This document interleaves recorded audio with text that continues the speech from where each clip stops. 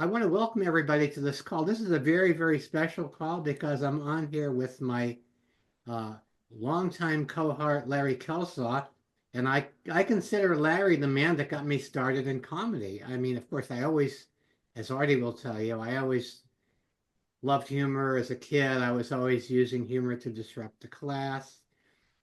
Teacher would give me a zero after laughing. That happened a lot. But I never, ever, ever imagined that I would be doing humor as a thing until a funny thing happened. And what happened was, it was back in 1977 for me. I had been teaching at Wayne State University in Detroit, teaching auto workers, ethnic studies, and labor history. It was my dream job. I love teaching those those auto workers. It was great fun.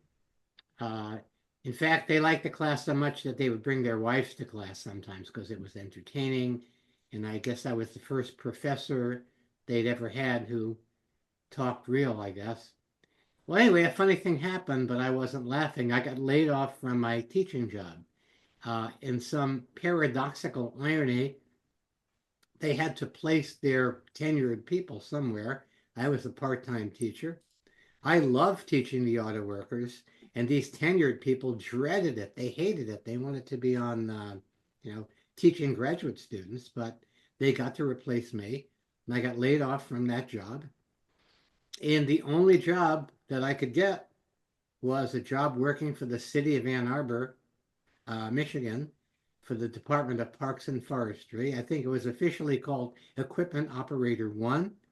Um, it was a job that I guess I'd lived on a farm, so I knew how to operate equipment. And as Artie will tell you, he was at the farm. And anyway, so I'm at working at this job in summertime, working outdoors. The summertime, it was great. But when winter hit, it was not that great. Winter in Michigan, cold, cold, cold, very nasty, kind of a dark night of the soul. And at that point, I was working on a book. I'd already had a book on education published by Simon and Schuster, No Particular Place to Go, Making of a Free High School. And I had interviewed some of my students from that school. I was writing a sequel, but it wasn't happening. I had an agent who couldn't sell it. Simon and Schuster didn't want it. But I'm being very persistent. And I'm there working one night because I'm thinking this book is going to be my ticket out of chipping brush for the Department of Parks and Forestry. And I hear a voice. Now, I don't hear voices unless they're attached to people. But this one was not attached to anyone. And the voice said, stop working on that book. It's the past. You need to focus on the future. Well, okay, so I stopped working on it. That felt good. And I said, what's the future? No answer. Well, 2 weeks later, I come to work and they put me with this guy, Larry Kelsaw, who is a newcomer to the shop. And that is where our story begins. So I want to turn this over to Larry. Why don't you share a little bit about where you were before this job and what landed you at Department of Parks and Forestry in 1978? You're going to have to unmute yourself, Larry. Or can, There there you you go. go. Yeah, you're, Well, Steve, I was at 40,000 feet and I crash landed at the forestry division. Um, it was, I thought I was in a really good place in my life. I was working real hard to get custody of my son, who was at that time 7 years old. And I had visitation and a bunch of other stuff and ran into a problem with the friend of the court social workers who didn't think for some reason that I should have custody of my son because I did not have um, life insurance. And that was their excuse to tell me that I need to get a quote unquote real job. At the time, I was working in a clinic doing um, therapy, counseling with a pretty renowned hypnotherapist there at the time in Ann Arbor. So I didn't like that at all. I mean, I was not a happy person to come to the forestry division, but I decided that since I'd spent probably the last 10 years of my life working inside and indoors, that I wanted to work outside this time. So that's what I did. And came into forestry. I think I'm not sure when I met Steve, but I'm sure when they put us together, it's when nobody else wanted to work with us. With either of us. Yeah. So we were kind of, I was somewhat of a militant back then. And if you know anything about the late 70s, militants back then were not a particularly happy group of people to be around. So I wasn't really that fond of some of the stuff. And most of the people I was working with, two-thirds of them, I was about 10 years older than they were. And the other ones were either my age or I think one or two of them were a little older than I was. So when I met Steve, it was sort of shrugged my shoulders and said, well, you know, get to work. So we went to work and we were chipping brush and doing the things that um, groundsmen do in the forestry department, which was chip brush for the tree trimmers who cut it down and put it on the ground. And Steve told you a little bit about the winter, but this particular winter, it was really cold. And when it gets really cold in forestry, most of the equipment does not work, like 5 above, 5 below, 10 below, that kind of stuff. Wind chills at 20 below. The equipment stops working. So if we didn't have anything else to do, they would give us a truck and we were supposed to disappear for 8 hours and then show up back at the shop in time to punch out, which was great. So I found myself with Steve out at what we call the nursery, which is a place that still exists. It's a little north of the Ann Arbor airport, and it's where the forestry division planted their trees. So we're sitting out at the nursery, and it's so cold you didn't want to get out of the truck for anything except the bare necessities. And and we're sitting there, and he told me a little about his background, you know, about his book and stuff, and we were chatting back and forth. And at that point, it was kind of we did not we were the same in that neither one of us necessarily wanted to be there, but because we were there, we either had to make a choice of staying there or leaving, going somewhere else. And leaving wasn't an option for me because it would have messed up my court situation and they probably wouldn't have let me get my son. Mm, So I felt I was stuck there. mm, And as Steve and I talked more and more, we started sort of characterizing the characters, the people. I'll call them people now. But but when we first were looking at them, they were characters, you know. Every last one of them had a little quirk. They were all individual people. And there were probably about I think there were about 20 employees there that were permanent employees, and each one of them had a story. And I would say that the workplace was toxic to ethnics, was toxic to anybody who wasn't a part of their clique. And I hope some of you know what that means, their group. mm, And they had a lot of little groups. So Steve and I didn't quite fit into any of their groups. And we came up with the idea after spending a lot of time in a chipper truck, sitting there waiting for the weather to warm up or somebody to call us over the winter, smoking weed, trying trying to figure out what we're going to do. And we laughed a lot. I We found out that did. Steve was a funny man, and you know we'd make jokes and about our people we worked with and give them funny names and stuff like that. And somehow it got around to, well, maybe, what if these people, what if they were in a movie? I mean, who would star them in a movie? And then we went from that to maybe we could write about the workplace.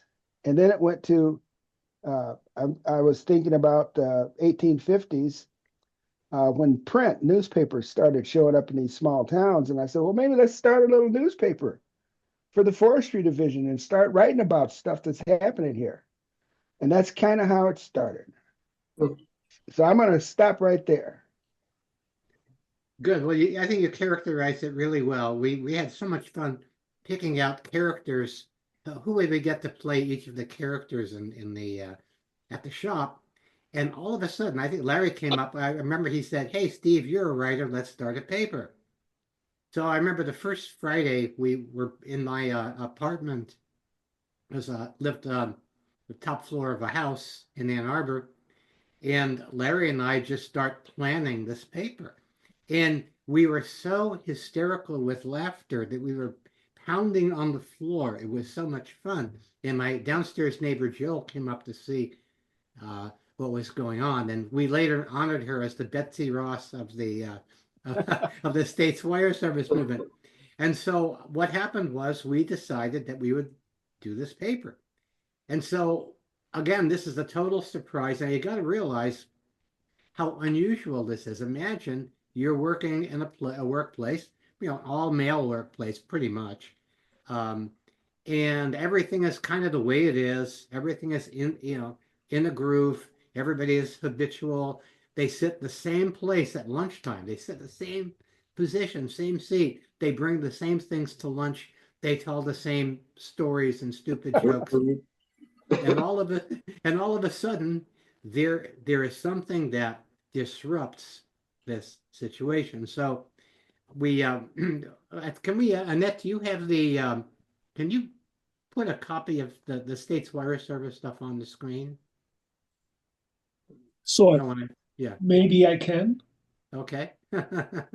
keep You talking want and to, I'll try to get it up yeah, there. yeah, okay. So yeah, you can share the screen. So anyway, so what happened was um we put this thing together. You'll see how amateurish it was. I think I might have used press type. No, I don't, something like that, maybe press type. But basically, it was all hand drawn. I did the cartoons, and we would sit and come up with ideas. We figured this is going to be a one-off. We're going to do one paper, see what happens, and so on. And I had a friend, Pat Bielkowski. I had her come about a quarter to noon before everybody comes in from for lunch and drop off these printed. This is before Kinko's even existed. Drop off these printed pieces, and we left them on the lunch table. And I went to the men's room, and just to not be there when it happened. And all of a sudden, I hear this whoop. I hear these people whooping, like, what is this? And they start reading it. It's about them. And it was an amazingly magical moment. So, Larry, you want to add to that? Mm.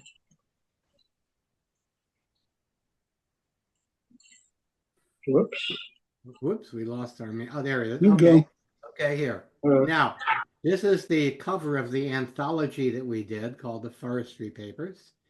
And if we scroll down, this is, we kind of made up our own testimonials here. An underground classic, brutal, compassionate, a must for the would-be reader, and That was my identifying. favorite one right there. A must for the would-be reader. Yeah, we really enjoyed confounding people who were used to the ordinary. So if we scroll up, let's look at that first issue. Can we take that page in? Okay. And this is our preamble here. When in the course of inhuman events, we have that. Now, when in the course of inhuman events, a worker finds himself or herself, this is pure Larry Kelsaw, by the way, confronted with a job which wastes energy and where most people believe everything is just the way it was meant to be, then it becomes necessary, nay, it becomes a worker's duty to try to carve a human space out for him or herself. Should the worker, in the process of carving, extract an abscess, uncover a festering disease, or even deal the workplace a fatal blow, then let it be so. For it says right here in the Declaration of Independence that when we are being sat upon, we must throw off the oppressive yoke. Now the yoke is on you. What you gonna do? So that was what these guys read, and so the first issue of the paper, um, as you're seeing on the screen, Larry, why don't you explicate the masthead? How do we get the Well, States the wire service? idea was to make it look very, very crude. I mean, we had the ability to make it, uh, press type looking stuff, but I thought it was better if it looked like it was just put together, uh, by forestry workers, people who were just doing this, not somebody who came in off the street with an agenda or something like that. So we did that. And we put little symbols on it, like you can see this little thing that looks like an hourglass with a bow on it. I don't know what that was. That just came up. And then it was published by States Wire Service. And that in and of itself is a story. The director at that time of the forestry division was named Robert Tate. And I'd like to think of him as a sort of a Southern gentleman, although, he was not gentlemanly. And so we said it was Tate's Wire Service. And Oh, then we put the S on it to make it States Wire Service. So everybody knew who Tate was, and then the states got in there. So, it was like States Wire Service. And then the other thing we put in was Transpatchal News Intermittently. And if anybody can tell me what they think that means, then I don't know, because I didn't know what it meant when we made it. But we created a stellar date that never changed. And we always spelled Friday wrong. And it was all the last date, the 17th might have been somebody's walking over. Okay. But the last day, Friday, the 17th would have been the only thing that would have been real on there, because it would probably have been the actual date that we put it in. Yeah. And then it says, this publication is translated for those hominoids of Terra 3 by psychohistological researchers of T7T8 University of Uranus. And basically we use University of Who's anus? we use University of Uranus for the whole paper that we did for almost over 2 years. It was everything was related. I mean, everything related back to the University of Uranus. So if some great speaker came in or some professor, there might have been somebody, it was always from the University of Uranus. Now, the other part, a note from the publisher actually tells the story on the first day to the people there in forestry, how this paper came about. Because this is what they were reading the very first day. This is what they saw. And I'll go through this real quickly. Remember Portable 269? 269 was a handheld radio that we used because most of the vehicles did not have it. So occasionally they would pass out a handheld radio, and it was the call number on it was 269, and people who had that could call in and get into the general radio traffic. The feisty little radio that disappeared last fall, and it did disappear. No one ever found out where it went. No one knew why it left, although there were some rumors that it had got a parking meter, quote, in trouble, and had to leave town. Now the truth can be told. Portable 269 was radio napped, taken aboard an alien spacecraft, and questioned about the existence of intelligent life on Earth. That still rings true. Convinced after long conversation that none existed, the aliens followed Portable 269 back to Base 2PR, which was our forestry's base.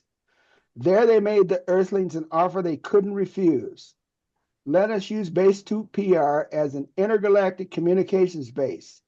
In exchange, we'll put out a newspaper that will tell you some useful things about yourselves. If you find this arrangement unsatisfactory, we'll simply turn you into ducks. One foreman did balk, and he can be heard quacking around the yard. And then it says continued on page 2, but I'm going to stop there. You want me to finish that? Yeah, yeah. ahead. Just wrap it up because I think Yeah. there's a little bit more to it. Anyway, this newspaper is a result of that agreement. If it seems harsh, it's just because we intergalactic beings don't pull any punches. And if you're tempted to criticize this paper, just think how you'll feel next time duck season rolls around. We had a So thing that about ducks. Now, would you notice if you're looking at news from Uranus, can you notice the little cracks in the U?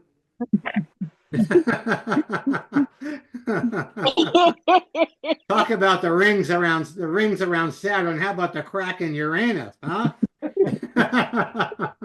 Yeah, so I mean, so we were I want to mention one thing really yeah. quick. The first thing in there says, congratulations are in order to Cam Knight for his superb rendition of the redecoration of the covered wagon. I had hoped that Cam Knight would be on the call tonight, but unfortunately he had a family situation that he had to be there for and couldn't make it. But hopefully if we do these in the future, because Cam would have been a person, what we call a consumer. He didn't know anything about it. He wasn't in on the joke. He would have been a reader. This would have been his first exposure to it. So his feedback on what happened back then to him and everything would have been really nice to hear. Yeah, yeah, and he'll be on one of these calls. Yeah, and Cam, again, we were in the process of really creating legends.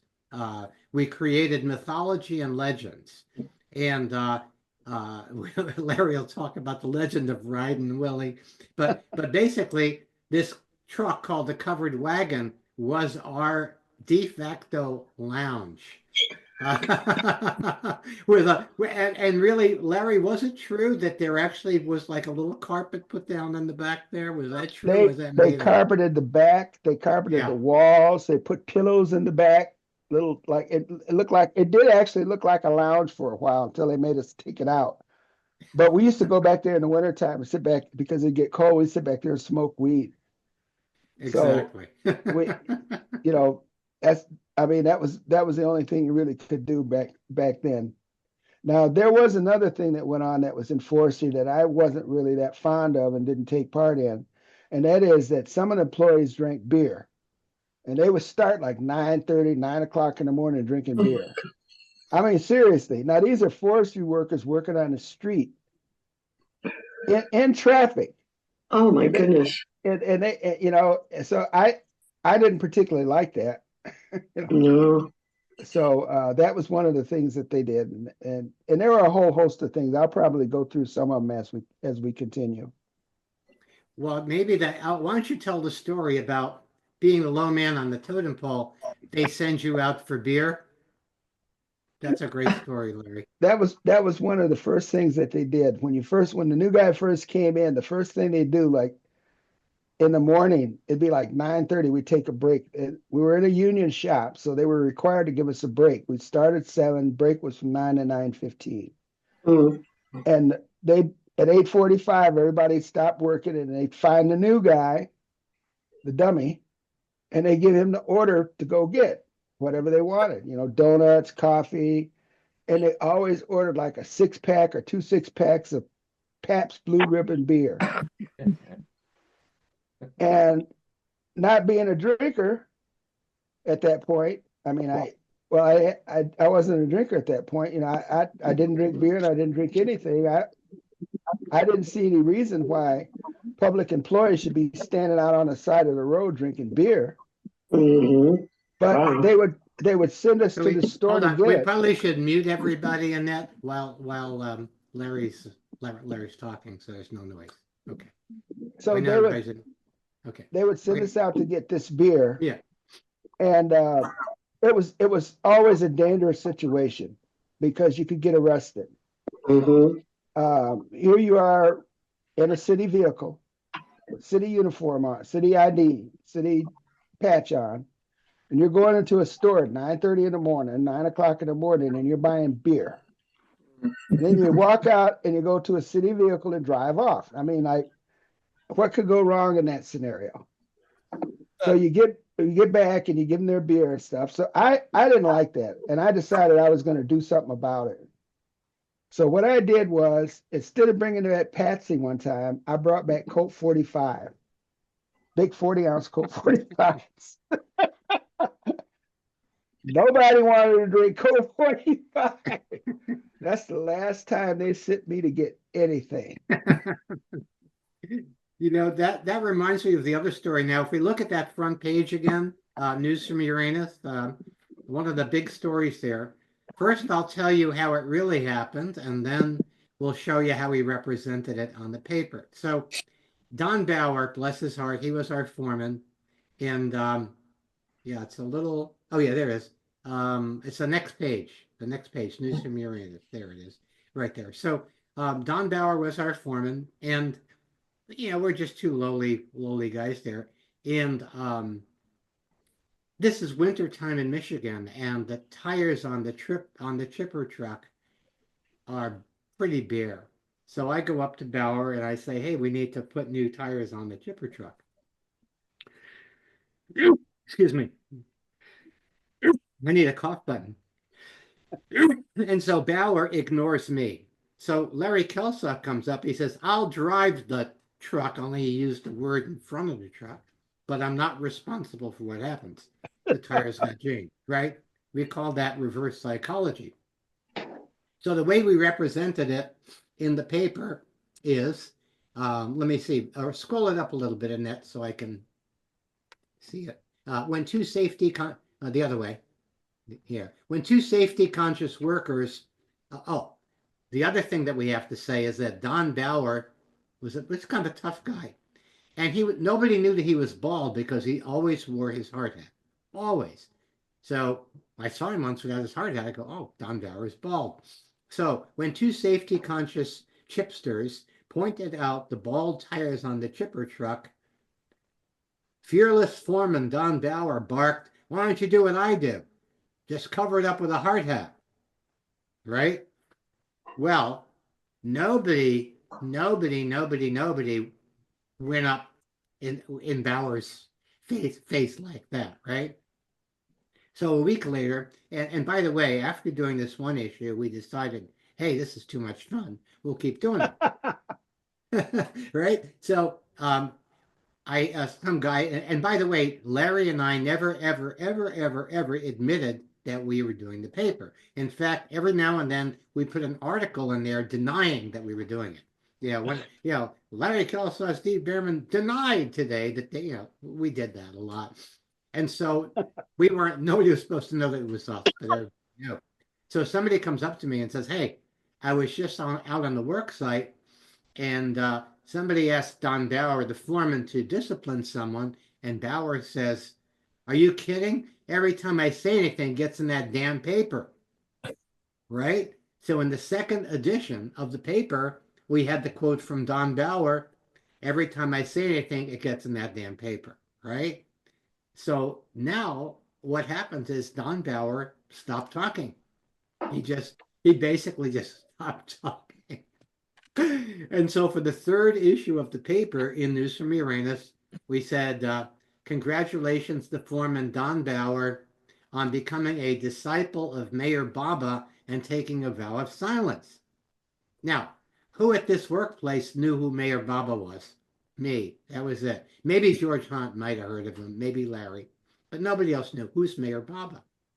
Well, they go, "Who's it?" Well, everybody, if your name is in a sentence, you're going to want to know what that sentence means. So, who is Mayor Baba? I said, "Hey, you ever see that card with the smiling guy with the mustache? Don't worry, be happy." "Oh, yeah, that was Mayor Baba."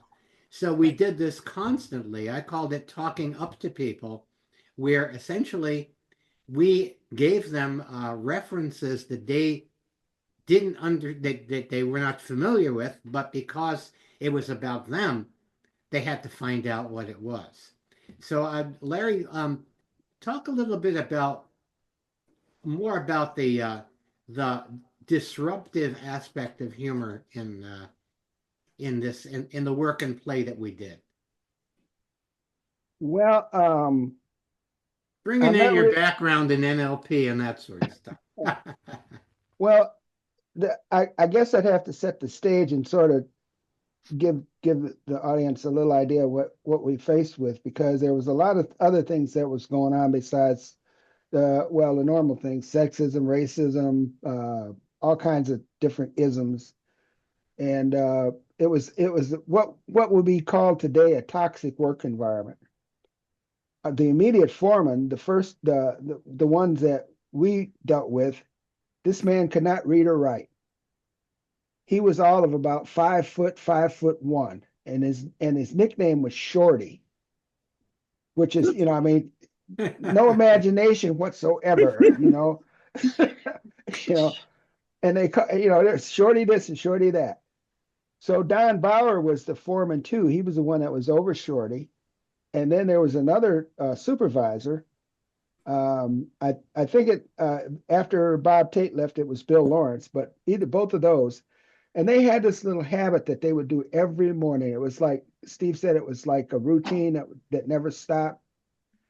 They would write the orders down on pieces of paper, and they would have these literally transcribed orders from the people upstairs that had taken them over the phone, like going to different addresses for different things.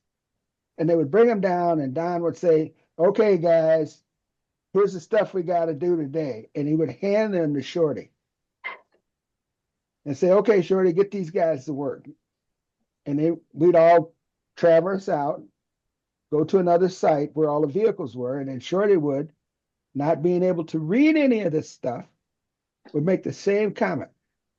"I don't have my glasses on today. Somebody read this for me." So the person who was reading it for him was an African American groundsman named Danny Thomas. And Danny Thomas had a high school education, and we had a couple of other people who were African American who also had a higher education, but they usually would be the ones who would read the orders to Shorty, so he could then turn around and tell us all what we were supposed to do. And that happened every morning, every morning. So the other thing that was going on was, and you have to pardon my French on this because this is 1978 talking, they had a lot of porno magazines. It's not like these days where you can get it on your phone, or it comes over the radio or whatever, however you want to get it. They had magazines. They had Hustler. They had Playboy. I can't even remember all of them, but there was, I don't know. It seemed like it was about 100 different kinds of porno magazines, and all of them featured women. All of the women were nude in every different pose you could imagine. And that was all over the workplace, everywhere you went. When you went inside to the lunch table, or we had a work area that had another table, they were all over. They were in the vehicles. And my French would say, I call it paper pussy. So I was against that too. I didn't like that, because I mean, I was 32 years old, and all I could see, and I had just come from sort of, doing this therapy thing. And all I could think of was, here I'm getting out of the truck, and this stuff is in there for the people to see, and that reflects on me, and I didn't want to be associated with it. So one of the reasons that we created the paper was to give the forestry people something else to do besides look at that crap every day, because that was their ritual. It was a ritual. Hey, look at this, man. Look at this one. Look at that one. And they were running around with these papers, comparing them. It was, I mean, seriously, it was psychotic. Grown-up guys. These are grown-up guys. Psychotic. It was crazy. And they would take them to different other places, workplaces, and other guys would see them. Yeah, look at this one, man. Blah, blah, blah, blah, blah. And they would play this little thing with the black employees. Since all of the women who were in these porn magazines were white. Oh man, would you like to have some of that? Ah man, look at her. I bet you'd like to have some of that. This was their little subtle racist. Of course, most of the black employees just look at her, roll their eyes. We did, however, have one black employee that worked in forestry, and you'll hear about him later on because he was very key. He was a friend of Don Bauer's. His name was AJ Phillips, and he was a military man. I was a military man. Don was a military man. All three of us had service connected stuff. And AJ was married to a white woman, and they all knew it. But yet and still, every time they would go through this routine, they would act as if he was not. So, I mean, that's what I consider a toxic work environment. Mm. So our goal then to go from that to doing what we did with the comedy was to point this stuff out. I mean, we, in a humorous way, and to educate the people in a different way, because like Steve said, we would make stuff up and put a word in there we sure they didn't understand. And then they'd have to look it up. They'd have to find out what we were talking about. So that worked quite a, it was fun. I enjoyed it. It was so hilarious. When we get together and put the paper together, we laugh so hard. It was, you know, it just ate. My stomach would ache. It totally turned us from the lowest on the totem pole to the most influential, powerful people at the workplace. Because the whole paper pussy thing, as soon as we wrote about it, it disappeared. Yep. It disappeared. We made it disappear. How did we make it disappear? How did it disappear? But it disappeared. Yeah. That was the end of that. We just called it out, and then everybody was apparently so embarrassed about it that, again, the unspeakable was spoken about. The other thing, there was, and I know particularly the black guys didn't like this. Nobody liked it. I didn't like it either. But somebody come up behind you and goose you, right? That would be like, like fun thing. And I didn't like it. So we wrote about it in the paper. And the way that we put it, we had like Ask Dr. T, which I guess was for Danny Thomas. Ask Dr. T. And the question was, Dear Dr. T, every time I come to work, I get this urge to goose my fellow workers. Then I go home and make passionate love to my wife. What do you recommend? Dear whatever, I recommend that you stop bothering your fellow workers and, and just, make love to your wife, something like that. Totally extinguish that. No more. It stopped dead in its tracks. I would tell one more story about Shorty, right? So I was out one day, didn't come to work. Next day, Marv Petway, who was our third partner in this venture, Marv says, "Hey, you should have heard what Shorty said about you." Oh, what did Shorty say? He says, "Where's that goddamn wop Behrman?" I go, "Oh my God, he can't even get his ethnic slurs correct, right?" I mean, I did. Artie will tell you, we did go to Ciro's Pizza all the time there in Brooklyn, but I'm not Italian, right? So, several issues into the paper. Now it's now springtime. So Larry was talking about each of the workers they were kind of an archetype, right? So they represented a different kind of character. So I'm a baseball guy, so I used the baseball analogy. Okay, it's springtime, there's a team, and now we're doing an evaluation of the team. So every guy had a position. We had one guy who was kind of like he used to be a great outfielder, but now all he can do is first base, right? Then we had the catcher was Too Wide Clyde, right? He was kind of chunky, Too Wide Clyde. Then we had the Jim Pago, who was like Chief Broom in One Flew Over the Cuckoo's Nest. He was a Native American, very quiet, reserved. So we had all of the all of the guys we archetyped as a baseball player. The lighting shortstop. The pitcher that throws fastballs. I got to give myself I got to do about me. I forgot what we did for you, Larry. I think you were an outfielder there. Yeah. But for me, at the time, there was this relief pitcher, Al Raboski, who is known as the Mad Hungarian. Remember that? The Mad Hungarian. And he would throw stuff that was, his whole repertoire was about baffling the batter. It was all about baffling the batter.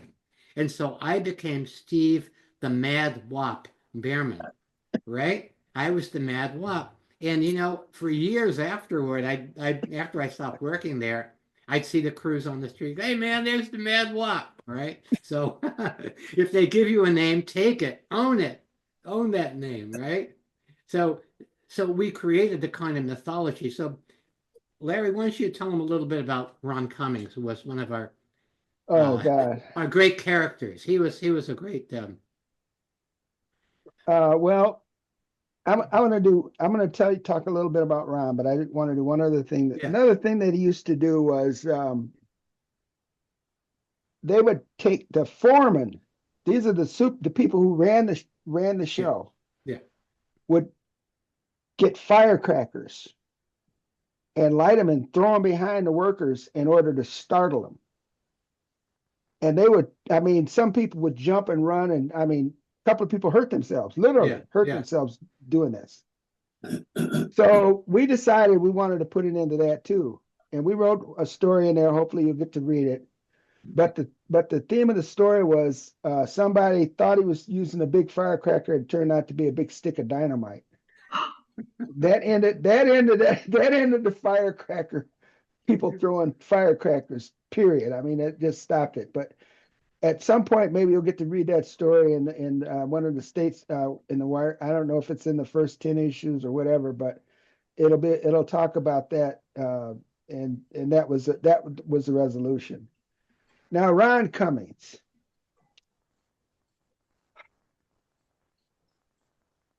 I cannot imagine. I've been in workplaces before, and there's always a Ron Cummings or a female version of Ron Cummings there.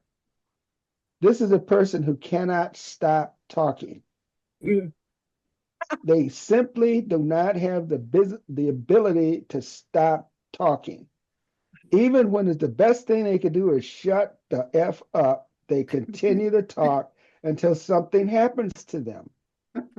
Somebody punches them in the mouth. Everybody gets up and leaves. Somebody cusses them out. And then that doesn't stop it because they still don't understand what they did wrong. And they'll talk about that. Mm. And we had an employee that was his name. Now, this employee, he passed. He died about maybe, I think it was 8 or 10 years ago. But I could tell you a story about after he had left forestry. One day I was at a Burger King in Ann Arbor with my daughter who had gone inside to get something, and I was sitting out in the car, out in the truck. And this vehicle pulled up beside me, and I heard this la la la la. And that's how we used to talk about Ryan. It was always la la la la la la la la la. He never said what he said, just la la la la la, and everybody knew you were talking about him. So I heard this, and my head wouldn't turn to look. I knew who it was. I mean, I didn't have to look. I knew it was him. And then my mind says, "Do you want to acknowledge him?" And I said, "No, I don't. I don't want to. No." And then so I started doing these little subtle things so as not to get his attention, like slowly turning my head to look out the other side.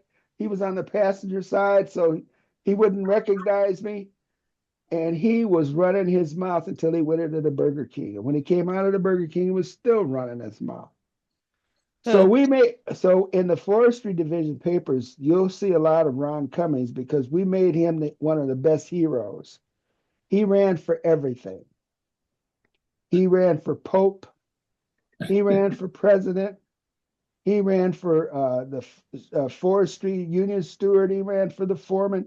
He ran for the director. He ran for every job that was open. And it was all made up. We made it all up. So when they would read these things, I mean, we'd elaborately, and when you go through the stories, you'll read them in there. We'd make these elaborate stories up about them. And people would just, I mean, they would roll it. And all of a sudden, he would start doing some of the things that we were writing in the damn paper. He would start saying some of the stuff that we'd written about him in the paper, as if, you know. Well, here's an example. I come to work one day and Ron is standing. He's standing on the lunch table, and he's reading from our paper the speech that we wrote for him. We must fight to the death grip evil wherever it exists, even in core and central authority. Now, nobody knew exactly what that meant, but it didn't matter. He is reading the speech that we wrote for him, and that was kind of scary. I think that's where life is way imitating art, you know. So that was a scary moment there. Um, I want to, if it's okay with you, Larry, I want to open it up for anybody who has a question or a comment. You know, we were wondering, could this be done today? Could this be done to disrupt a toxic workplace now? Or was it such, or was it something that could only be done then because you know, there'd be too much restriction and it wouldn't be politically correct or anything. So if there's somebody Let, that let, has a let me question, say yeah. this, if I could, let me say this. When we first started this, as Steve said, and I mean, I was on it, we just want to do the one issue. It was a joke. We just did a joke for the forestry division employees, the 15 or 20 employees that we knew worked in the forestry division. After the first edition, and we realized that they liked it, we were hooked. Me and Steve were hooked. Yeah. So that made us want to write more. And as you read the issues, by the time we got to the 5th issue, it was apparent that people outside of the forestry division was reading this and was being I mean, these guys were taking it all over the city. It was up at City Hall, and we were charging 25 cents for the paper in order to cover the cost of doing it. And we had to have a way of collecting it. Now, since Steve and I had disavowed us knowing anything about it, we couldn't touch anything. So we had a cup on the table for people. Somebody'd leave the issues there, and then there was a place to put the money. The money was always there. Or people would come up and give us money. And I'd had people come up and give me $5, even though I'm not doing it. You know, I don't know I'm not doing it. They still give me $5 for the paper. And that was the way we got into it. And then it got bigger and bigger. So we had to write more and more people into the story outside of the forestry division. We went outside of the forestry division. End up writing stuff about the mayor at City Hall. Oh, We started talking about investigations that went on and on in City Hall, and you know they love that. You know, our favorite investigator was I.D. Klein, and you know we had and we went through this stuff. So when Steve and I were talking about it over the years, one of the things that came up was, do you think anybody else could do something like this in another workplace? Could it be recreated? I mean, this happened like 1978, so that's almost 50 years ago. But do you believe that someone else could do that? And I honestly have been in toxic work environments before and had to live through them, and there is no relief. But when we put humor in the workplace, when we put that paper in there, and those people, the only thing we ever used in that honestly could be called true was their names. We would make up a story and we'd put their name in it. Or they'd do something and we laud them for it. We would never down them. We'd never put them down. We'd always find a way to create something that made it uplifting and funny. You know, they wouldn't necessarily be the butt of a joke. They would be the savior of the joke or the hero in the joke or something like that. It was never designed to harm someone. So go ahead, Steve. Yeah, I tell them the AJ story, where I was a Okay. minority of one. Yeah, that was a hard one. Yeah. AJ was a good person. He was my age. Both of us. He had served in the Air Force. He was an Air Force sergeant. I was an Army sergeant. Don Bauer, the foreman, also had been a sergeant. So all three of us had been military in the same rank. So there was sort of a camaraderie there. And I hope I said the word right. Now, when I first got there, the story, every time AJ's name came up, white employees and some black employees, the main question always was, Well, what does AJ do? He doesn't ever do anything. You never see him do nothing. Anytime AJ's name came up, that was a litany that ended up being on his name. Now, AJ was a groundsman too. He was very proficient in his job. He had already worked his way up. He was the second senior person in terms of minorities in the forestry division. He was the second senior person. There was only one other person who had actually more seniority than he had. And after we had written about, I don't know how many different articles, I came up with and I'll take the blame for this. I came up with the idea of making AJ a hero. And I'm not gonna tell you about it. You're gonna have to find out and read it about it. But AJ was made a hero. Yeah. Okay. And one of the issues of States Wire Service, we made him a hero. And it didn't go well. Because it was a super character that and Larry suggested this. I go, no way am I going to write that. Not with that word in there. I'm not going to use that word. Sorry. But then Marvin Petway, our third partner, goes, yeah, do it. So I did the best I could, but I knew I didn't want to hurt the guy, I didn't want to insult him, but I had to use this word because he was a superhero. What else would you call him, right? So I'm at this point, I'm no longer working at the shop. I'm doing something else. So it's a Friday, the paper comes out. Marvin calls me. He goes, wow, AJ was hot. He was so upset. He said, why does Behrman hate me? Right? I don't hate him, right? So he left work at noon and didn't come back, right? So that's like a sign, right? So I'm going, oh, man, I want to hurt AJ. I liked AJ, actually. But on Monday, I got a call back at the end of the day from Marvin Petway, and Marvin says, hey, AJ kind of straightened it out in his own mind. He said, that couldn't have been Behrman. That must have been Kelsaw that wrote that.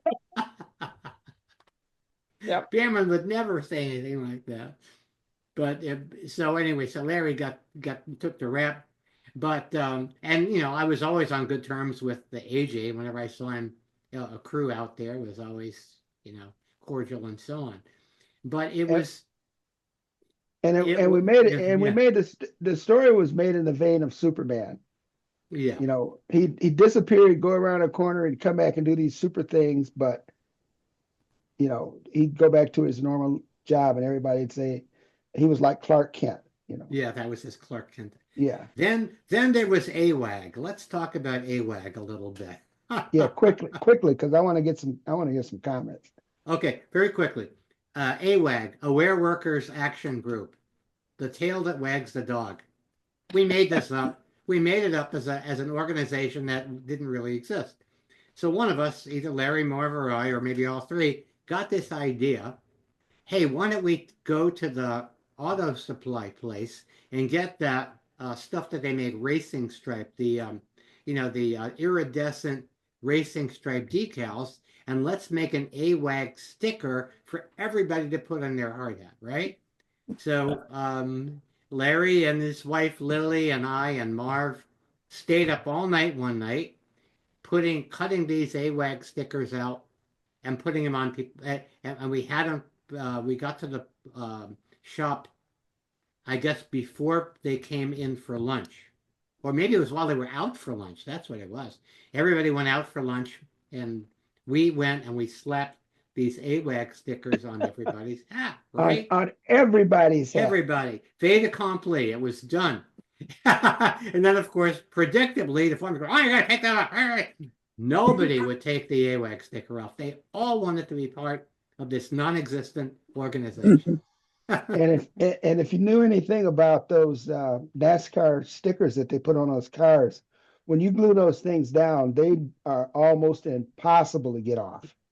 So when we glued them to those on their helmets, it took work to get them off, but nobody wanted to take them off. Nobody took them off, and I still believe I got mine. I still got one out there in one of my outbuildings out there. I still got one of my helmets with the original. I saw it when I was there a couple of years ago. Yep. Yeah. I It's still all got beat it. up, but you know, it It still still says exists. AWAG, Aware Workers Action Group. So I'm And so and this it any yeah, and the, and it yeah, came about, Aware Workers Action Group came about because of the complaints we talked about, the ball tires and stuff.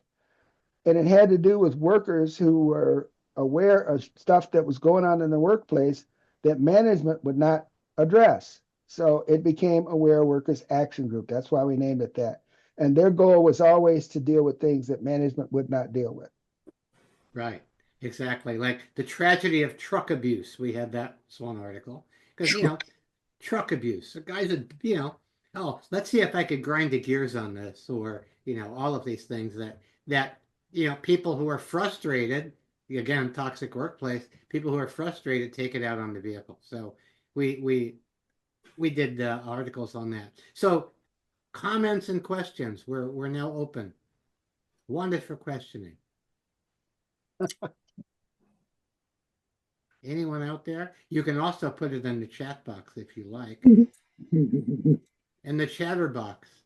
You can put it in the chatter box. Okay, well, Norma's gone. She left. Or forever hold your pizza. This Has is Yeah. Mila.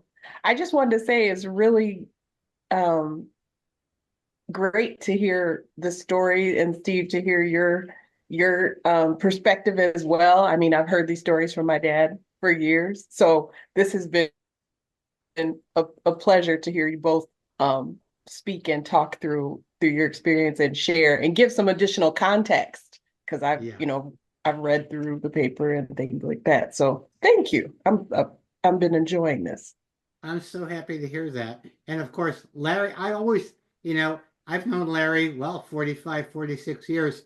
Every time I see him, I learn that he lets a little bit more out about his story. So I'm still Yeah. learning about Larry, right? You know that about him, right? I Mm-hmm. just yeah, Absolutely. he'll drop something about, oh yeah, well when I was in Korea, you know, something. Oh yeah, and he studied with Bandler and Grinder, the founders of neurolinguistic programming, knew about it before I ever did.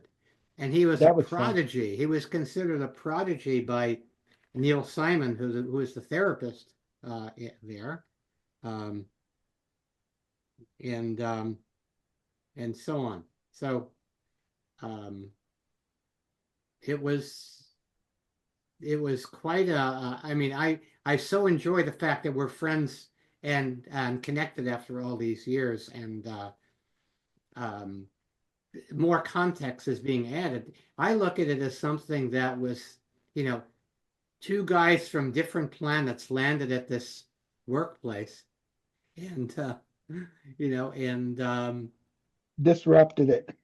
yeah, and disrupted it, and It wasn't disrupted when we got there after a while, it wasn't about them anymore. it. That was it. It wasn't their show. They used to have a phrase, they say, "Oh, same old, same old." It was the old Korean phrase. It meant the same thing Yeah, every day. yeah. And Shorty used to say that every day. Same old, same old, same old, same old. Not after we started, not after we got through with them. Right. And then Larry told me that this is after I stopped working there. Uh, did Bauer? You talked to Don Bauer? What and Yeah. I got so much feedback from people. I did not even realize. I mean, when we stopped doing this, it was after like maybe 2.5 years. yeah, We had published three, what do you call them? Three anthologies. anthologies. Yeah, Yeah, three yeah, anthologies. yeah. And we had about somewhere in the neighborhood of, we were putting out like 600 uh, papers every time we did it. We were mailing them out to people in different states, and it was everywhere. It was something. I mean, it turned into a big enterprise. And it was only because Steve went away doing something and I ended up doing something else that we had to stop doing it. It was Marv joined us, I think, about in the middle of the second year. Yep. And the three of us worked on it until we all sort of all went our different ways, and then it just it stopped then. It was never explained as to why the forestry papers stopped. They just stopped. But I later had a chance to talk with people, one of whom was the mayor of Ann Arbor at the time, uh, a lady, and she, we were attending a wedding. She was doing a wedding, and she came over to me. She said, "Why did you guys stop doing that paper?" And I like looked at her, started laughing. I couldn't even admit to her that we did it, but she knew who did it. I mean, Yeah. you guys, she already knew, and she was a mayor for about she was a mayor. Um, Bauer, same thing. I used to get comments from him. I got a comment from him.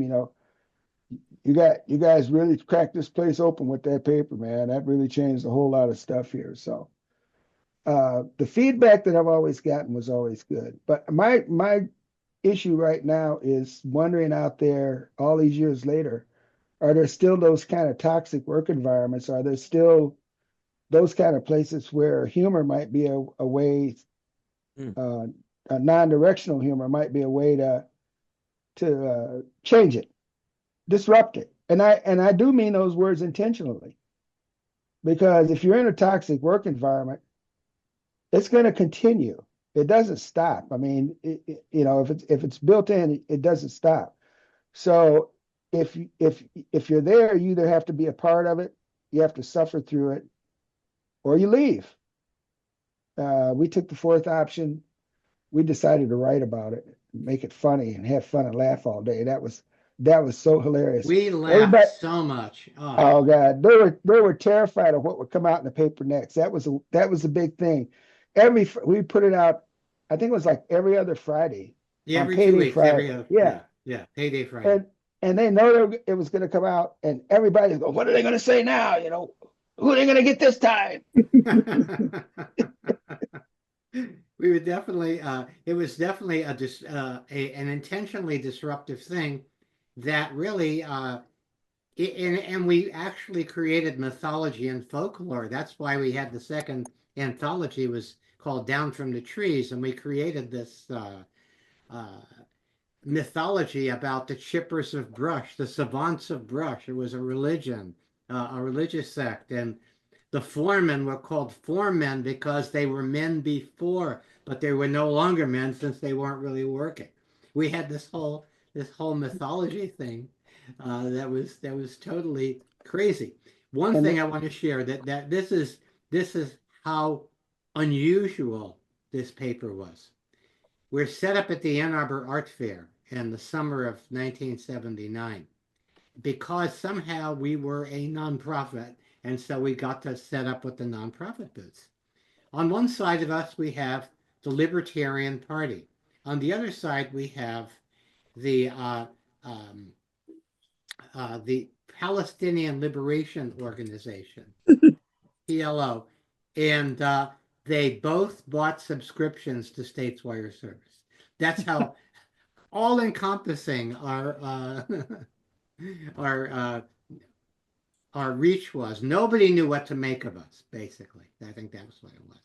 now, one other thing that we did, it was misdirection as part of the paper, was I put a lot of science fiction stuff in there. There was a RAND. There was a talk about core and central authority.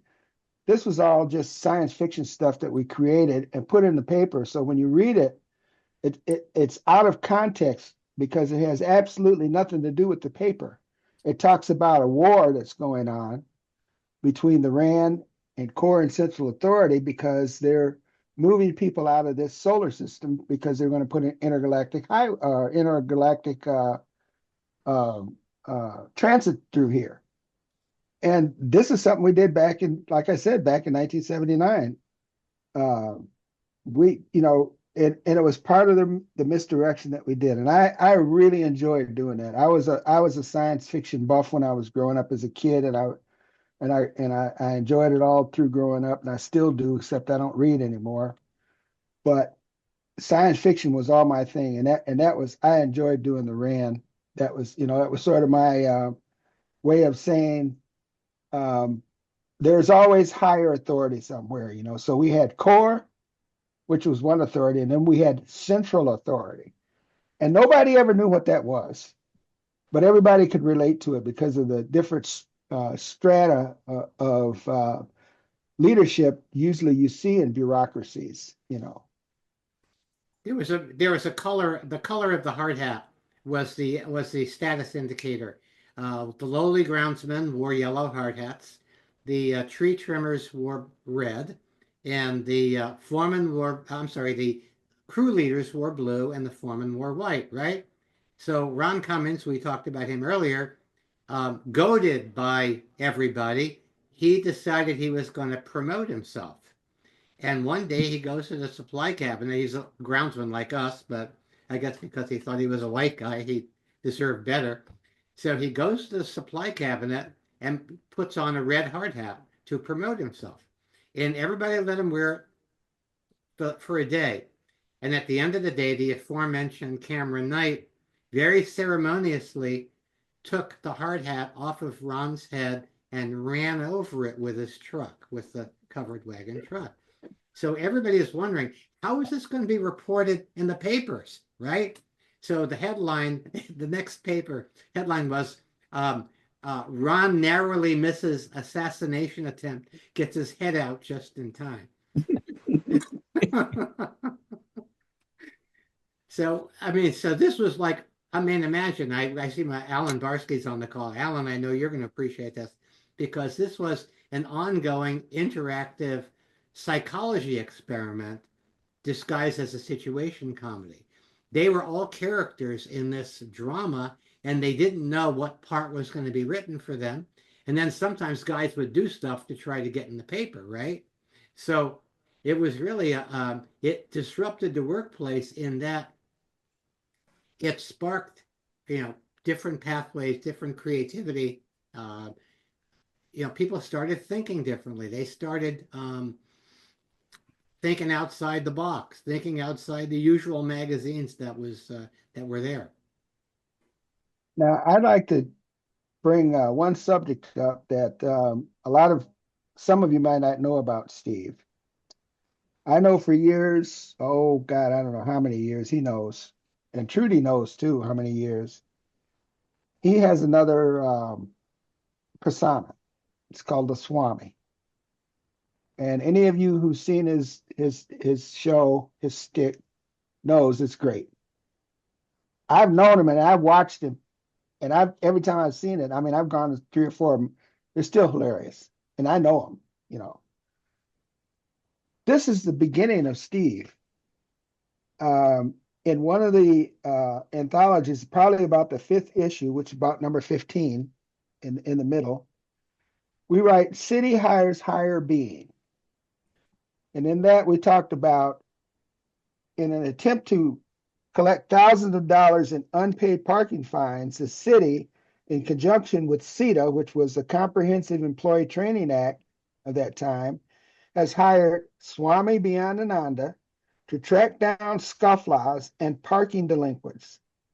CETA hopes the job, which is slated to last 18 months, will train the Swami for a permanent position in the field, says Timothy McDaniels, acting head of Ann Arbor CETA. Most cities I know give anything to have a guy like him around.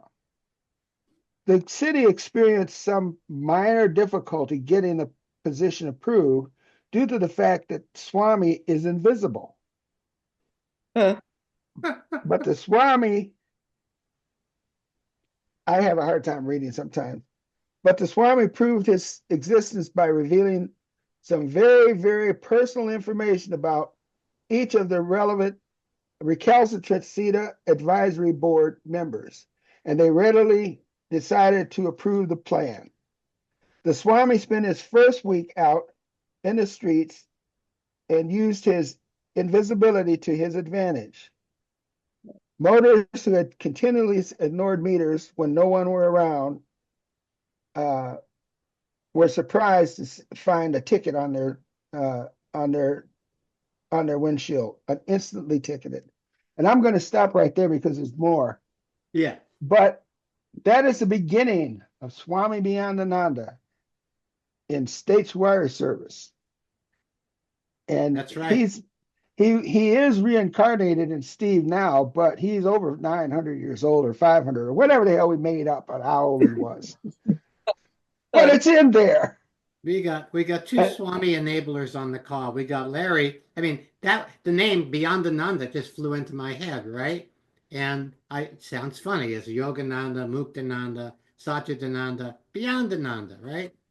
And so I had that name, and then when I started doing Pathways magazine in 1980, we realized that we needed a character, and so the Swami became our character. But then in 1985, I decided I wanted to do comedy performance. I didn't know what I was going to do.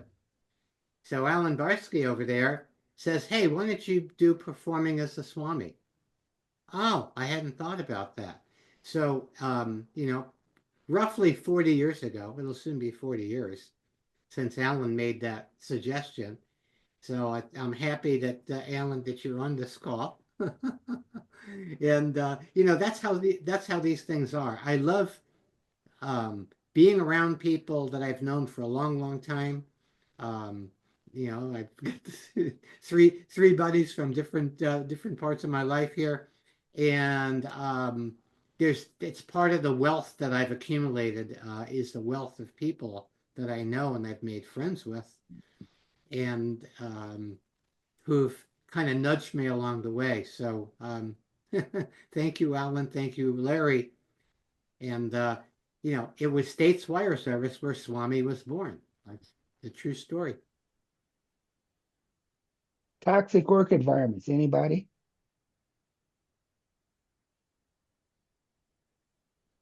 We're Everybody's open. Anybody want to say anything? We're ready. We're open for questions and comments. I just assume toxic work environments have gone away and everything is, as they say, hunky dory. Oh no. Um, can you guys hear me? Yeah. Yes. All right. Hey, so first of all, I just want to say this is a bit surreal because growing up and hearing all these names and hearing some of the stories, it's there's just this moment where like putting it all together, hearing you guys talk about it in terms of the State's wire service, it's just really, really like surreal and kind of like just really fun. Um, what I wanted to say was, in regards to the idea of the kind of flipping the toxic work environment and turning it into something that kind of taking that power from the negativity of a environment like that and turning it into something positive. I mean, man, I think that was almost exactly what everybody needs, and nobody can really figure out a way to do it these days without kind of like punching below the belt and talking to people and kind of talking down to people. Um, because I think the culture has kind of gone to a place where a lot of times we want to see, we take the environment and we take that stimulus from the environment and then we try to look at it and say, okay, well, I'm going to see the worst in these people around me, or I'm going to, maybe have my few people that I do work well with or respond well to, or few friendships that people do make in those environments. But then once again, like when you're trying to like process everything that's happening, a lot of times we process it in terms of, oh, we're going to, kick down or talk bad about, whoever it is, whether it's the management or the workers or whatever. So I just really wanted to say that, it's just amazing that you guys were able to do it in a way where you brought light to the negativity without becoming a part of it. So that's all I got. Yeah, that's good. I Yeah. never thought of it that way, but Trudy, you want to say something? No, I really, that was a really good summary of what you did. That was a great comment. Yeah. They took that dark and there's no defense against humor, really. And so you all did it and it couldn't be defended against. It just exposed everything and you had to laugh. That was it. It broke the trance. We even did that. This is like a classic joke, and we did it as a cartoon, um, where the guys are sitting around, mixed race guys sitting around the table, and the foreman is saying there's no, it's like an old military thing. He says, well, there's no black or white here, just forestry green. Now you light green guys get up in the trees. You dark green guys grab a shovel, right? And that's how we express what was obvious in that workplace. You know that nobody really wanted to talk about directly. So the humor is an indirect way of saying something, pointing out something that's toxic, let's say, and it landed. It definitely landed. Well, Steve and Larry, I'd just like to say that it's the material is still fresh. I was laughing uh, as if I haven't heard it 100 times. So it's good. The material is so fresh that I got slapped. That's how fresh it was. Oh yeah, I mean, you can all. Well, you were there. You were there for part of this that fun of doing the AWAG stickers. Um, but again, you had it was surreal. Every day that we went to work, we were gathering material from the material world and processing it. And then, of course, we brought in things from out there. Remember, this is when 3 Mile Island happened. Uh, and so we had Jimmy Carter was president. Carter visits 3 Mile Island site, nuclear site, gives glowing report. He's still glowing. Right? That we just did that sort of stuff. And the guys were treated to that sort of humor. In one of the issues, we actually predicted that Ronald Reagan would become president of the United States before he even ran. Ah, We, that's we did that. I mean, we were doing like, I don't know how we did it. And I'm not even sure it's something that could be duplicated in the workplace. I have to have faith that, that it could, because, that's just the nature of human. And I have to believe that, there's somebody out there that can do it a whole lot better than we did. Now, I know they did there's the Onion, which is, I mean, I've read the Onion. It's not the same. It's nothing like the same. They use some flat jokes, but they don't really do the same thing that we did.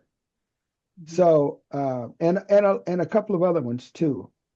And we actually got some acclaim for some of the writing that Steve did, and some of the stuff that we did in some of these I think there was an papers that we, article about us somewhere. I yeah, think that that's some publication. I'll see if I could track it down. I it's might called have it it in was storage somewhere.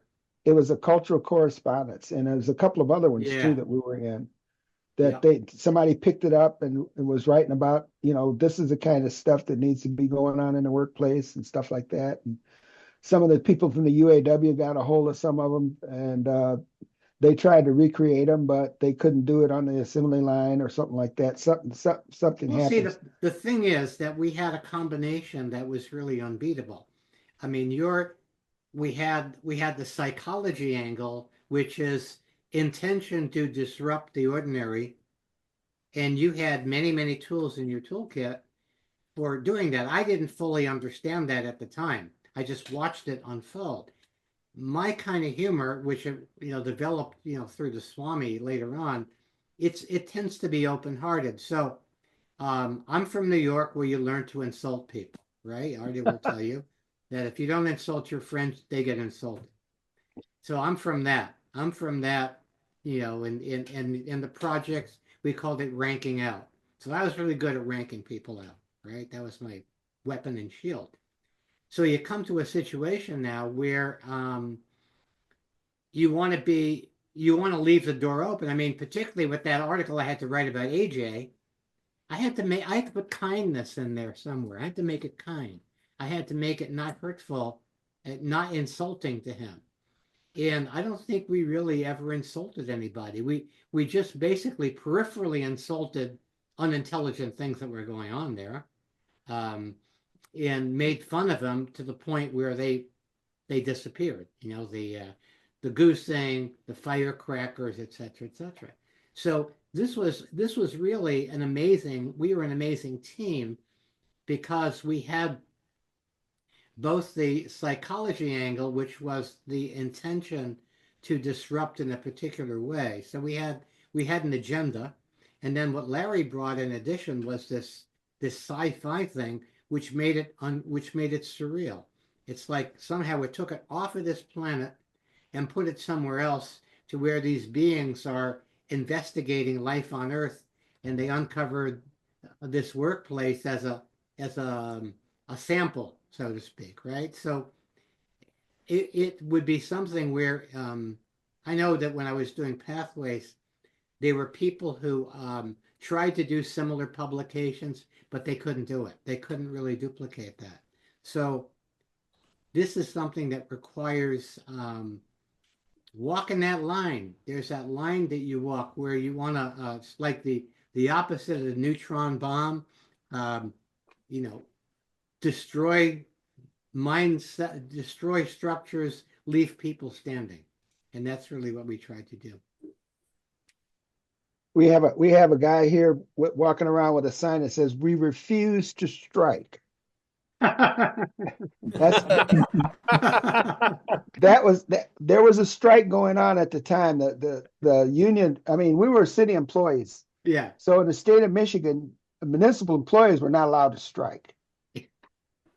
But it was always a thing. The city would always behind the scenes try to force the employees to go on strike. And the union leadership knew they couldn't go out openly and say that because they'd get in trouble with the feds. And in our take, what we did was we had a picture of a guy, and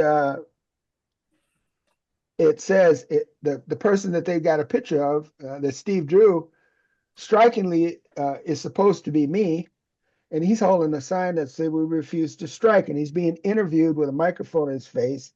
He says, "Hey man, I don't want to be on no gravy train. I just want to control the price of gravy." So these are the kind of things that we did. And I'm gonna, the other thing that I noticed that we did too, and they're subtle. One of the things that we did was we talked about abortion and those kind of things even back then. I'm gonna read this one to you and see if you can pick it out. This was called a RAND challenge summary. And if you remember, the RAND was a group of intergalactic beings who were trying to conquer core and central authority. And they had this hierarchy that keeps appearing in States Wire Service from time to time. But this is one of their challenge summaries. It has come to the attention of the sector legate that certain barbaric practices have been reinstated among the society called human beings. These practices include fratricide, perpetrated by local and regional government authorities, the proliferation of organizations whose goals are genocidal, and the ritual killing of the unborn of the species. These practices will cease immediately. Furthermore, any replication of this species' members is prohibited. All guilty parties must, underline, turn themselves into their local RAND reorientation delegates headquarters within 15 Earth-type days of this pronouncement. Failure to comply will result in the suspension of all future life privileges.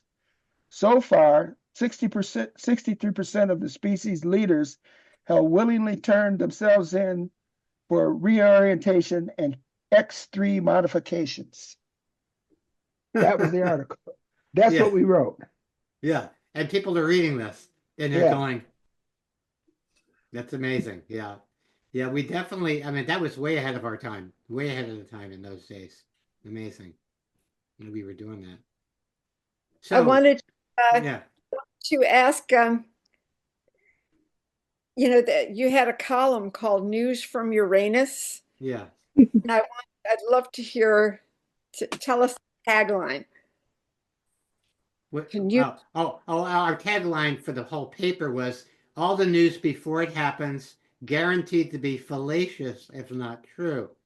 And many of the guys didn't know what fallacious meant, but of course they found out. We love to play with words. When one of the parks, I think it was one of the city officials, was leaving the job, we had a headline, such and such feted in fond farewell.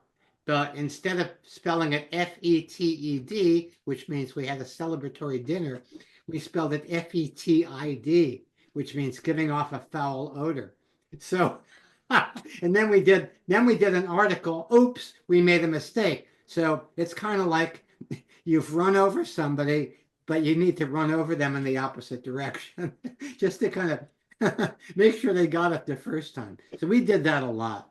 We'd make corrections just to emphasize what we had said before.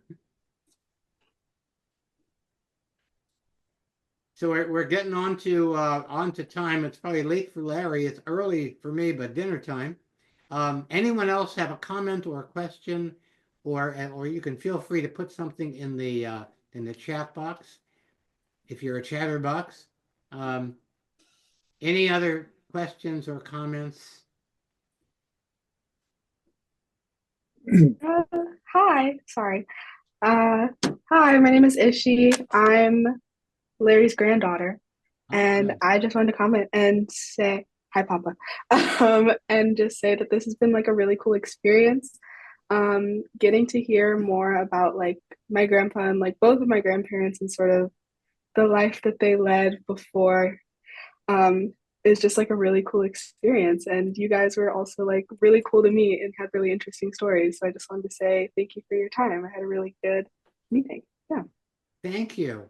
Thank of you. I'm course. so glad that you're on the call. And maybe we'll see you when we come to visit. So, Maybe, fingers crossed. I'll be yeah. home soon. I graduate in the spring. Where are you going? What school are you going to? I go to Columbia College, Chicago. Oh, Columbia College. Where's that? Chicago. Oh, in Chicago. Okay, cool. That's not far away. Very good. But it was great Yeah, meeting you all. great meeting you and hope to see you again. Okay, anybody else? Thank you so much, Ish. Okay. This is it's kind of interesting because this is kind of put together bits and pieces that I kind of missed out in your life because I kind of followed you around the country over the years, and I think the only place I didn't get to was Ann Arbor. And so this is it. It's kind of interesting, all this kind of the shenanigans and stuff that you guys were doing back then. But I kind of heard about it, but had never seen it. But you're like kind of a living comic book. Basically, that's what it is. That's a karmic book. Yeah. Well, that's right. I mean, we started out in yeah, you're in my book, already in a couple of places where we I stalked saw Mr. one. Kraskow.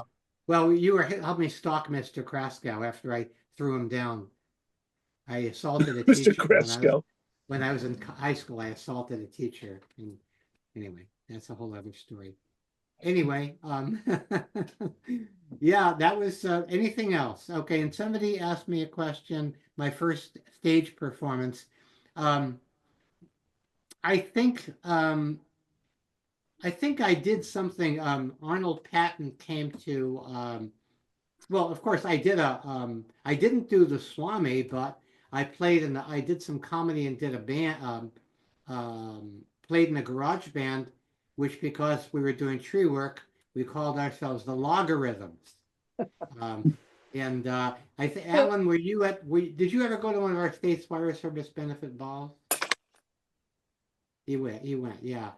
Um, we had we had our band there, and we had Marvin Petway, who did um, a character called the Reverend E. Turner Lee. That was really cool. We enjoyed that. Alan remembers him. I remember. Yeah. That was our third guy, Marvin. And then my first real performance as Swami was at Arnold Patton's. I can tell the story. I'll tell the story. Arnold Patton's event in California, and at the time, I was just starting to do it. I had no Swami outfit. All I had was my baseball uniform and a rainbow clown wig, right? And suspenders. So he invites me out to this event. He knows I do comedy. He wanted me to teach humor and do a performance. Okay. So Swami's first performance ever. Arnold Patton's mantra was, he was a teacher, the universe handles the details. Mm. Just say what you want, work toward it, keep moving, and don't worry about how it's going to happen. The universe handles the details, right? So, oh, is that our high school yearbook there? Is that Do you what remember that is? this guy? Oh, Right in the oh corner. yeah, that's me. Oh, that's me eating Would you, in high school. would you As trade a headache for an upset stomach? Oh my God, that's right. I still Yeah, have the book. Oh, that was they had chow mein there, and one of the things we used to do was we would take a straw and dip the paper in the chow mein and blow it, and so it stick to the ceiling. So I'm eating that. Yeah, no, you just take the covers for the straws and Yeah, spitballs at them. Them on thank the you, Artie. ceiling. Thanks for offering that insulting picture there. Okay. So anyhow, so here I'll tell the full story and then we can go. So I go to do my first performance in front of Arnold's group, about 200 people. Remember, Arnold, the universe handles the details. And I go to say my first word, and this is before I use the microphone in my handheld. The microphone is on the mic stand. I go to say my first words, and the microphone plummets in the mic stand, just like that. Everybody laughs. I haven't told any jokes yet. People are laughing. The sound guy comes and he puts the microphone back up where it belongs. I go to say my first words for the second time. The microphone plummets in the mic stand again. Now I've gotten two huge laughs without saying a word. He puts the microphone back up again. He's really embarrassed at this point. So now I go to say my first words for the third time. Remember, Arnold's mantra is the universe handles the details, right? The mic plummets for the third time. I don't wait for the sound guy. I pick up the mic, and my first words as a Swami were, well, looks like the universe is fucked up. That was the Swami's first words ever. And I've never used that F-bomb again in performance in almost 40 years. But, comedy is about being inappropriately appropriate or appropriately inappropriate. So I think that qualified. Okay. So thanks, Meryl, for the question. And I'm so glad that, Larry, you got your, as we say in Yiddish, your mishpucha here. Yeah, well, mishpucha to you too, buddy. Yeah. Yeah, you got your family. You got your family here going, what is this stuff I've been hearing about all this time? And the mythology is for real. This really did happen. Someday it may be a movie coming to a theater near you. Well, if you read some of the headlines, and some of the 30 issues that we did, and you read some of the headlines, they're just totally misleading, and they go from everything. We did one on pets that people thought was real. I did this one where we talked about two kids snorting coke, because coke was a big thing about that time. It was just coming in. Two kids snorting coke and having to go to hospital. And at the end, we tell them that it was Coca-Cola, and the kids snorted it through a straw. That's why he had to. That's why he had to go. I had this friend, a young lady. She was British. She was from the British Isles. Yeah. Very British. Queen type British. We did an article about Brits, which was supposed to have been a breakfast cereal. And the theme of Brits was that in every box of Brits, there was a piece of royalty. So we were implying that they were eating each, in the cereal. And she read that, and she didn't go no further. She didn't talk to me ever again. She was furious, furious. She did not see any of the humor in it whatsoever. She didn't even finish reading it where we got funny. It was just that we had put royalty in this breakfast cereal, and to her that was the worst taboo. And Sacrilege. that was the only thing that I ever remember that someone was so upset by something we wrote that they took that tone. But I could tell. I mean, she said it. I said, "Did you read the whole thing?" "No, I didn't have to. It was terrible." And that was it. So, so I guess she wasn't a very good friend at all. But that was the person I knew. I think maybe And we launched humanitarianism there, where vegetarians eat vegetables and humanitarians eat people. yep, we did that. Huh, huh, huh. We did a lot of. We had the elderly couple who was held for eating their pets. Uh, these are the kind of thing that you see. We wrote a story about it. Two elderly couple, because at that time I think what had come out was they were finding out that elderly people were eating dog food. There was articles coming out about they were eating dog food and stuff like Yeah. that because it was big thing. So we wrote a thing. We wrote it. Grisly case unfolds. An elderly couple held. Grisly case unfolds. And here's one thing we wrote: for the person who has everything, nothing. Ah, we started with Meditate nothing. today. This message brought to you by the National Council of Gods. Oh yeah, we actually had a National Council of Gods that we activated as well. Yeah. So we had. I mean, it went from, like I said. I mean, I every time I read these, I mean, they're enjoyable because I always find something that I don't even know how we created these. I mean, I remember doing them, but I don't remember how they came together because they were just sort of they were spontaneous. We take something and we just turn it over and twist it and turn it and stuff, and then we come up with a concept, and then boom, we have it down. We Steve did go this home and every 2 weeks for two yep, years. Every two yep, weeks for 2 years, we put this thing together, and we would sit and make this stuff up. Sometimes in the trucks while we were still working, and sometimes at my apartment, and we would just laugh and laugh and laugh and laugh and laugh and laugh, yep, and somehow it got translated into something that entertained other people. As I say, we had subscribers all over the world. We'd have put somebody on State's Fire Service hit list, get them a subscription, and so that's what got me. It really turned my life around because before that I was in. I thought I was going to be a teacher. Maybe get my job back at Wayne State, you know. But instead, I lost my dream job and found my dream career, and the rest is mystery. yep. So I want to thank everybody for being on this call. We're recording it, so there'll be a recording of it for those who came late. And I'm sure we're going to do another one of these, and we'll keep everybody posted.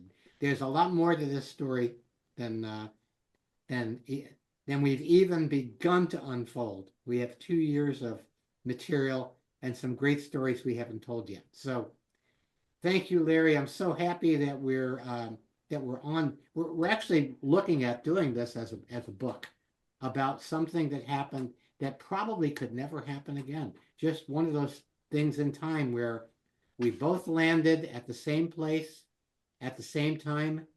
And imagine if I don't know what my life would have been like if I hadn't done this. I would not be doing comedy now. So thank you for helping me get my start in comedy, Larry. I appreciate it. Why you got to blame that on me? Oh. I'll tell my audiences, blame it that on you. that's a States Wire Service answer. Why do you got to blame it on me? Well, So I because want to thank you too, Steve. It was incredible working with you. I enjoyed it. Like you said, it was all fun. it made every time I went to work after we started doing this, all I could do was laugh because I would see them in a different light, and I just nothing they could do would get me. It was always something that they would do that I could see the stupidity of and the humor in. The other thing I'm hoping is that the people who out there who may not have had an opportunity to speak or not say anything, if they get an opportunity to read some of these, that would be my only wish, is that you get a chance to read some of the States Wire Service issues that we wrote. I think We'll make it. We'll make it. I think I could probably make the whole thing available. That would be nice. yeah, and just to me, just the joy.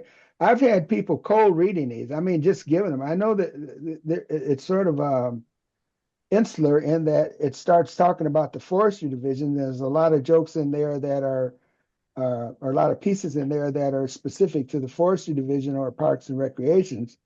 But there's a whole host of it, probably about 80%, that has to do with general subjects that we talked about, smoking, all kinds of things that we put in there that had nothing to do so much. We had a war on drugs. We created a war on drugs. The drugs were caffeine and nicotine. And sugar. And then sugar. Sugar. That was States Wire Services war on drugs. We beat that. We got a big war on drugs. What's the war? Caffeine, nicotine, and sugar, which was the driving force of people who worked outdoors every day. That's what they had. Coffee with sugar in it, cigarettes he smoked, and those kind of things. Yeah. So yeah. I'm good. Okay. Thank you all. Yeah. Very, very good. Hope to do this again soon. Namaste, namasko. We'll see you on the Funway, and thank you everybody for being part of this call, and thank you for enjoying it. Thank you. Okay. Thank you. Thank Thanks, you, Annette. guys. Okay, for recording it, my assistant Annette. Bye. I'm out. Bye. Okay.